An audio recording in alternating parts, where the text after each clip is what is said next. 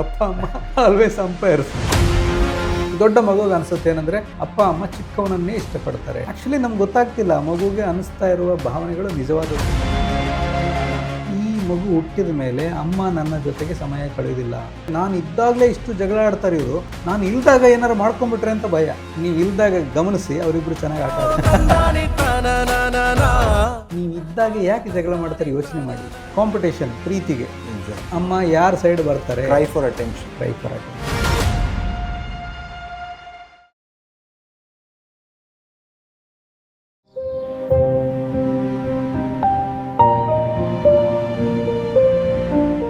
ನಮಸ್ಕಾರ. ಮಾತಾಡು ಮೆಲ್ಲಗೆ ಕಾರ್ಯಕ್ರಮದ ಈ ಸಂಚಿಕೆಗೆ ನಿಮ್ಮೆಲ್ಲರಿಗೂ ಕೂಡ ಸ್ವಾಗತ. ನಾನು ಬಡಕಿಲಾ ಪ್ರದೀಪ್. ನಮ್ಮ ಜೊತೆ ಡಾಕ್ಟರ್ ವಿರೂಪಾಕ್ಷ ದೇವರಮನೆ ಅವರಿದ್ದಾರೆ. ಅವ್ರನ್ನ ಕಾರ್ಯಕ್ರಮಕ್ಕೆ ವೆಲ್ಕಮ್ ಮಾಡೋಣ. Sir, welcome.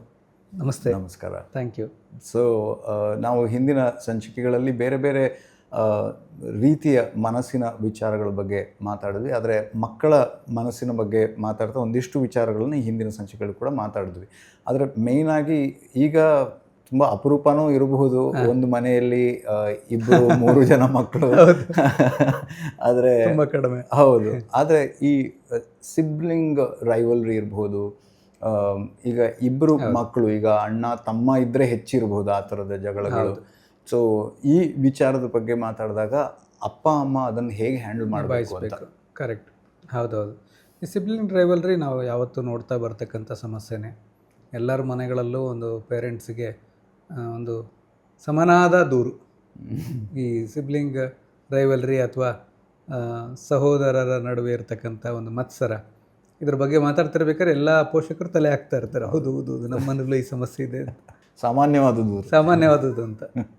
ಇಂಗ್ಲೀಷಲ್ಲಿ ಒಂದು ಮಾತಿದೆ, if you have a child you are a parent, if you have 2 you are an umpire ಅಂತ.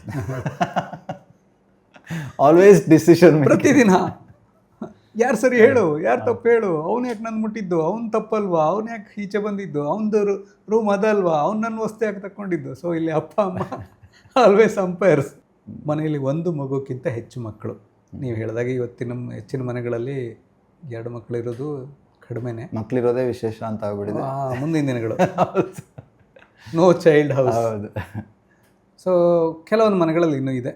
ಅಥವಾ ಕೆಲವೊಂದು ಸರಿ ಆ ಮನೆಯ ಮಗು ಒಂದೇ ಆಗಿದ್ದರೂ ಕೂಡ ಆ ಮನೇಲಿರ್ತಕ್ಕಂಥ, ಈಗ ಉದಾಹರಣೆ ತಂಗಿ ಮಗು ಮನೇಲಿದೆ, ಅಕ್ಕನ ಮಗು ಮನೆಗೆ ಬಂದಿದೆ, ಕಸಿನ್ಸ್ ಮನೆಗೆ ಬಂದಿದ್ದಾರೆ ಅಂದಾಗ ಅವ್ರ ಮಧ್ಯೆ ಕೂಡ ಶುರು ಆಗ್ತದೆ. ಏನಂದರೆ ಒಂದು ಮಗುಗೆ ಅನಿಸುತ್ತೆ, ಈಗ ದೊಡ್ಡ ಮಗು ಸಣ್ಣ ಮಗು, ನಾವು ಎಕ್ಸಾಂಪಲ್ಗೆ ಈಗ ದೊಡ್ಡ ಮಗು ಅಂತ ಇಟ್ಕೊಳ್ಬೋದು, ಇದು ಯಾರಿಗೂ ಆಗ್ಬೋದು. ಈ ದೊಡ್ಡ ಮಗುಗೆ ಅನಿಸುತ್ತೆ ಏನಂದರೆ ಅಪ್ಪ ಅಮ್ಮ ಚಿಕ್ಕವನನ್ನೇ ಇಷ್ಟಪಡ್ತಾರೆ, ನನ್ನನ್ನು ಇಷ್ಟಪಡೋದಿಲ್ಲ, ಅವನಿಗೆ ಪ್ರೀತಿ ಜಾಸ್ತಿ, ನನಗೆ ಪ್ರೀತಿ ಕಡಿಮೆ, ಏನಾದರೂ ತಂದರೆ ಅವನಿಗೆ ಜಾಸ್ತಿ ಒಳ್ಳೇದು ಕೊಡ್ತಾರೆ, ನನಗೆ ಕಡಿಮೆ ಕೊಡ್ತಾರೆ, ನನಗೆ ಪೆಟ್ಟು ಕೊಡ್ತಾರೆ, ಅವನಿಗೆ ಪೆಟ್ಟು ಕೊಡೋದಿಲ್ಲ. ಈ ರೀತಿಯ ಆಲೋಚನೆಗಳು ಒಂದು ಮಗುಗೆ. ಈಗ ನಾನು ಎಕ್ಸಾಂಪಲ್ ಹೇಳೋಕ್ಕೋಸ್ಕರ ದೊಡ್ಡ ಮಗು ಅಂತ ಹೇಳ್ತಾ ಇದ್ದೀನಿ. ಅದನ್ನು ಪೋಷಕರಿಗೆ ಗೊತ್ತಾಗೋದಿಲ್ಲ. ಅವ್ನು ಸಿಟ್ಟು ಮಾಡ್ತಾನೆ, ಅವನಿಗೆ ನಾವು ಪಾರ್ಶಿಯಾಲಿಟಿ ಮಾಡ್ತೀವಂತೆ, ನೋಡಿ ಅವನದು ಆಲೋಚನೆ ನೋಡಿ ಹೇಗಿದೆ, ನಾವು ಅವನಿಗೆ ಪಾರ್ಶಿಯಾಲಿಟಿ ಮಾಡ್ತೀವಂತೆ ಅಂಥೇಳಿ ನಮ್ಮ ಹತ್ರ ದೂರ ಹೇಳ್ತಾ ಇರ್ತಾರೆ. ಆ್ಯಕ್ಚುಲಿ ನಮ್ಗೆ ಗೊತ್ತಾಗ್ತಿಲ್ಲ ಮಗುಗೆ ಅನ್ನಿಸ್ತಾ ಇರುವ ಭಾವನೆಗಳು ನಿಜವಾದದ್ದೇ. ಆದರೆ ಪೋಷಕರೇನು ಕೆಟ್ಟವರಲ್ಲ. ಅವರು ದೊಡ್ಡ ಮಗುಗೊಂದು ಚಿಕ್ಕ ಮಗುಗೊಂದೇನು ಬೇರೆ ಬೇರೆಯಾಗಿ ನೋಡ್ತಾ ಇಲ್ಲ. ಆದರೆ ಅವರ ಮಾತು, ನಡತೆ ಆ ಮಗುವಿಗೆ ನನ್ನನ್ನು ಬೇರೆಯಾಗಿ ಟ್ರೀಟ್ ಮಾಡ್ತಿದ್ದಾರೆ ಅನ್ನೋ ಭಾವನೆ ಕೊಟ್ಟಿರುತ್ತೆ. ಉದಾಹರಣೆ ಹೇಳ್ತೀನಿ. ದಂಪತಿಗಳು ಹೊಸತಾಗಿ ಮದುವೆ ಆಗಿರ್ತಾರೆ, ಅವ್ರಿಗೂ ಯಾವುದು ಗೊತ್ತಿಲ್ಲ ಹೇಗೆ ಏನು ಅಂಥೇಳಿ. ಮೊದಲ ಬಾರಿಗೆ ಅವರು ತಂದೆ ತಾಯಿ ಆಗ್ತಾಯಿದ್ದಾರೆ. ಒಂದು ಚಿಕ್ಕ ಮಗು ಅವ್ರ ಮನೇಲಿ ಬಂದಿದೆ. ಒಂದು ಅತಿಯಾದ ಆತಂಕ. ಮಗು ನಿಲ್ಲೂ ಬಿಡಲ್ಲ, ಯಾರ ಕೈಗೂ ಕೊಡಲ್ಲ, ಅಲ್ಲೋಗ್ಬೇಡ ಇಲ್ಲೋಗ್ಬೇಡ, ಅದು ತಿನ್ನಬೇಡ ಇದು ತಿನ್ನಬೇಡ, ಅತಿಯಾದ ಶಿಸ್ತು ಬೆಳೆಸೋಕೆ ಹೋಗ್ತಾ ಇರ್ತಾರೆ. ತುಂಬ ರೆಸ್ಟ್ರಿಕ್ಷನ್ಸ್ ಇರುತ್ತೆ, ಆಡ್ಲಿಕ್ಕೆ ಬಿಡ್ತಿರೋದಿಲ್ಲ. ತಮಗೆ ನಾವು ಆಗಲೇ ಮಾತಾಡಿದ ಹಾಗೆ ಇಲ್ಲ ಸಲ್ಲದೆಲ್ಲ ಕೋರ್ಸಸ್ಸಿಗೆ ಹಾಕೋಕ್ಕೆ ಒತ್ತಾಯ ಮಾಡ್ತಾ ಇರ್ತಾರೆ. ಒಂದಷ್ಟು ಪಾಠಗಳು ಕಲಿತಾರೆ. ಪಾಠಗಳು ಕಲಿತು 2ನೇ ಮಗು ಹುಟ್ಟೋಷ್ಟೊತ್ತಿಗೆ ಇವರಿಗೆ ಮದುವೆಯಾಗಿ ಒಂದಷ್ಟು ವರ್ಷ ವಯಸ್ಸಾಗಿದೆ. ಮೊದಲನೇ ಮಗುಗೆ ಇವರು ತಂದೆ ತಾಯಿ ಆದಾಗ ದೇ ಆರ್ ನ್ಯೂ. ಸೊ ತಂದೆಯ ರೋಲ್ ತಾಯಿ ರೋಲ್ ಗೊತ್ತಿರಲಿಲ್ಲ. ಈಗ ಆಲ್ರೆಡಿ ಎಕ್ಸ್ಪೀರಿಯನ್ಸ್ಡ್ ಪೇರೆಂಟ್. ಸೊ ಈಗ 2 ದಿನ ಶೀತ ಆದರೆ ಏನಾಗಲ್ಲ, ಸರಿ ಹೋಗುತ್ತೆ ಅಂತ ಗೊತ್ತು. ಮೊದಲಾದರೆ ಓಡ್ತಿದ್ದಾರೆ ಆಸ್ಪತ್ರೆಗೆ. ಈಗ ಶಾಲೆ ಬಗ್ಗೆ ಏನಾದ್ರು ಕಂಪ್ಲೇಂಟ್ ಮಾಡ್ತು, ಫ್ರೆಂಡ್ಸ್ ಜೊತೆ ಜಗಳ ಮಾಡ್ಕೊಂಡು ಬಂತು ಅಂದರೆ ಇದು ಇದ್ದದ್ದೇ ಮಾಮೂಲಿ ಗೊತ್ತು. ಮೊದಲಾದರೆ 2 ಪೆಟ್ಟು ಕೊಡ್ತಾಯಿದ್ರು, ಯಾಕೆ ಜಗಳ ಆಡಿ ಬರ್ತೀಯ ಅಂತ. ಟೀಚರ್ ಬಗ್ಗೆ ಸಿಟ್ಟಾಗಿ ಮಾತಾಡಿದರೆ ಮೊದಲು ಸಿಟ್ಟು ಬರ್ತಾಯಿತ್ತು, ಇವಾಗ ಮಾಮೂಲಿ ಏನು ಗೊತ್ತಾಗಿದೆ. ಮೊದಲನೇ ಮಗು ಬಂದು ಏನೋ ಒಂದು ಸುಳ್ಳು ಕತೆ ಕಟ್ಕೊಂಡು ನಾನು ಹಾಗೆ ಮಾಡಿದೆ ಹೀಗೆ ಮಾಡಿದೆ ಅಂಥೇಳಿ ರೊಮ್ಯಾಂಟಿಕ್ ಸ್ಟೋರಿ ಕಲ್ಟಿವೇಟ್ ಮಾಡ್ಕೊಂಡು ಹೇಳಿ ಈಗಾಗ ಕೇಳಿಸ್ಕೊಂಡು ಮತ್ತೆ ಅವನು ಹೇಳಿ ಸುಳ್ಳು ಅಂತ ಗೊತ್ತಾದಾಗ ಸುಳ್ಳು ಹೇಳೋಕ್ಕೆ ಶುರು ಮಾಡಿದೆ ಅಂತ ಅವನಿಗೆ ಹೊಡೆದಿದ್ವಿ. ಈಗ 4-5 ವರ್ಷದಲ್ಲಿ ನಮ್ಗೆ ಗೊತ್ತಾಗಿದೆ ಮಕ್ಕಳು ಹೇಳೋದು ಸುಳ್ಳಲ್ಲ, ಅವರ ಕಲ್ಪನಾ ಶಕ್ತಿ ಅದು. ಎರಡನೇವನು ಸುಮಾರು ಕತೆಗಳು ಹೇಳಿದ್ರೆ ಈಗ ಅವನಿಗೇನು ಪೆಟ್ಟು ಬೀಳೋದಿಲ್ಲ. ಮೊದಲನೇ ಅವನಿಗೆ ತುಂಬ ಶಿಸ್ತು ಕಲಿಸ್ಬೇಕಂತ ಎಲ್ಲೋ ತಗೊಂಡೋಗಿ ಹಾಸ್ಟೆಲಲ್ಲಿ ಹಾಕಿದ್ವಿ. ಹಾಸ್ಟೆಲಲ್ಲಿ ಊಟ ಸರಿ ಇರಲಿಲ್ಲ, ಅವನು ಅಡ್ಜಸ್ಟ್ ಆಗಲಿಲ್ಲ. 2 ವರ್ಷ ಆದಮೇಲೆ ಬಿಟ್ಟು ಬಂದ. ಎರಡನೇ ಮಗು ಹಾಸ್ಟೆಲ್ ಹಾಕೋದು ಬೇಡ ಅಂತ ಡಿಸೈಡ್ ಮಾಡಿದ್ವಿ. ಇಷ್ಟು ಬದಲಾವಣೆಗಳು ಈ ಪೇರೆಂಟ್ಸಿಗೆ ಗೊತ್ತಾಗಿಲ್ಲ, ದೊಡ್ಡವನಿಗೆ ಗೊತ್ತಾಗ್ತದೆ. ನನಗೆ ಹೊಡಿತಿದ್ರು ಇವನಿಗೆ ಹೊಡಿಯಲ್ಲ, ನನ್ನ ಹತ್ರ ಸೀರಿಯಸ್ ಆಗಿದ್ರು ಇವನ ಹತ್ರ ತಮಾಷೆ ಮಾಡ್ಕೊಂಡಿರ್ತಾರೆ.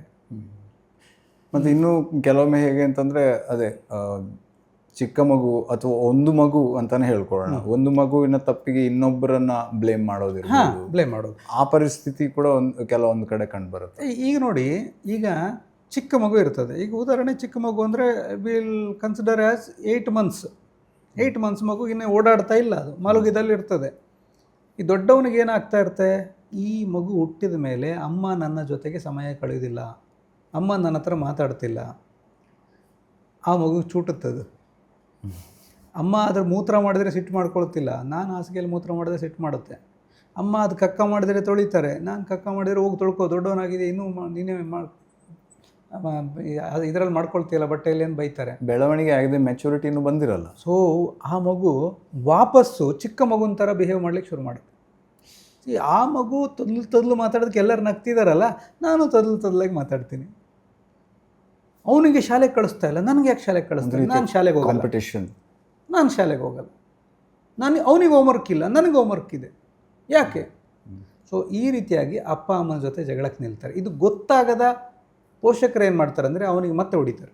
ಅವನು ಹೋಗಿ ತಮ್ಮನಿಗೆ ಚೂಟಿದ್ದು ಯಾಕೆ, ಇವನು ಬಂದಮೇಲೆ ನನ್ನ ಸ್ಥಾನ ಕಿತ್ಕೊಂಡಿದ್ದಾನೆ ಅಂತ. ಅದು ಗೊತ್ತಾದ ತಕ್ಷಣ ಮತ್ತೆ ಅವನಿಗೆ ಹೊಡಿತೀವಿ. ಚಿಕ್ಕವನು ಹೋಗಿ ಹೇಳ್ತಾನೆ, ಅಮ್ಮ ಅವನೊಂದು ದುಡ್ಡು ರೂಟ್ ಕಾಸ್ ಗೊತ್ತಾಗೋದಿಲ್ಲ, ಅವರಿಗೆ ಗೊತ್ತಾಗೋದಿಲ್ಲ.